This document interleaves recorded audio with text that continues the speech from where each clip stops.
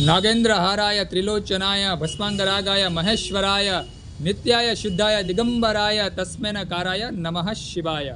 ओम नमः शिवाय અને હર હર મહાદેવ શિવ ભક્તો, હિન્દુ સનાતન ધર્મના દરેક લોકોને, મારી સાથે જોડાયેલા તમામ શિવ ભક્તોને મારા મહાદેવ।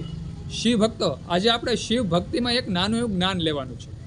શિવ ભક્તો, જ્યારે તમે શિવાલય જતા હશો ત્યારે જોતા હશો કે શિવલિંગની ઉપર એક ગળતી હોય છે। તે ગળતીમાંથી નિરંતર ભગવાન શિવજીની શિવલિંગ ઉપર ટીપે ટીપે ટીપે પાણી પડતું હોય છે, જળ પડતું હોય છે।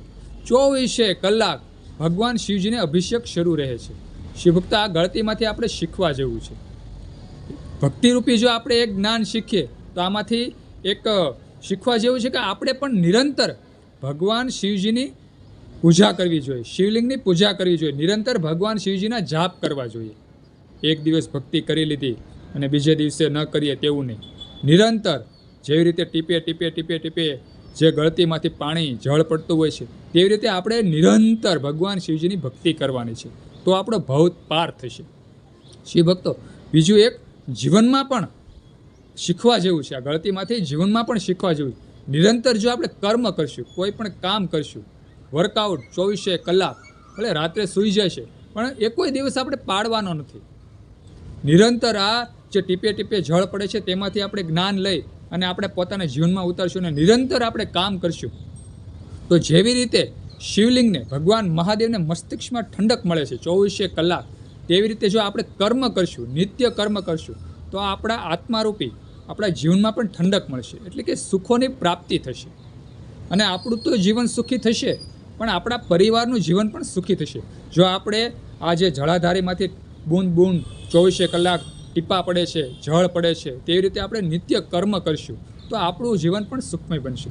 તો શિવભક્તો, ખાસ કરી અને ક્યારેય પણ જીવનમાં નવરાશની પળો કાઢીને નિરંતર આમ નવરા બેઠું ન રહેવું, ઓટલા ન તોડવા, ખાસ કરીને ગુજરાતી દેશી ભાષામાં કહું, ઓટલા ન તોડવા ક્યારેય પણ, અને નવરાશની પળોમાં કંઈક ને કંઈક કર્મ કરતા રહેવું, વિચાર એવા કરવા કે હું જીવનમાં કઈ રીતે આગળ વધું, એવા જો વિચારો તમે સતત કરશો અને તે વિચારોને આપણે એક્ટિવ કરવાના છે, પ્રયત્નો કરવાના છે, જેથી કરીને આપણું જીવન ઓટોમેટિક આગળ વધતું જશે, સુખ તરફ વધતું જશે। ખાલી વિચાર કરીએ માટી નથી, આપણને સારા વિચારો આવો તો તે વિચારોને આપણે એક્ટિવ કરવા માટે આપણે પણ એક્ટિવ થવું પડશે, આપણે પણ પ્રબળ બનવું પડશે, તો આપણા જીવનના ઓરતા પૂરા થશે, આપણા જીવનમાં સુખ છલકાશે। તો શિવ ભક્તો, ખાસ કરી અને આ જે ગળતી છે, ભગવાન શિવલિંગની ઉપર જે ગળતી છે તેમાંથી આપણે નિરંતર વહેતા શીખી જવાનું છે, ગંગારૂપી નિરંતર વહેતા શીખી જવાનું છે। જેમ બૂંદ બૂંદ ટીપે ટીપે ટીપે ટીપે જળ પડે છે તેવી રીતે આપણે પણ નિત્ય કર્મ કરી, નિત્ય ભક્તિ કરી અને આ ભવ પાર કરવાનો છે।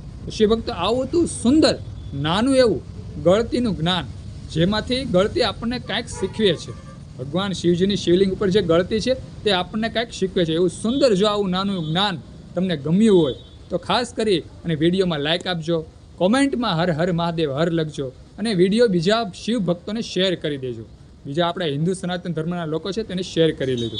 આજે બસ આટલું જ। બધા શિવ ભક્તોને મારા હર હર મહાદેવ હર અને ઓમ નમઃ શિવાય।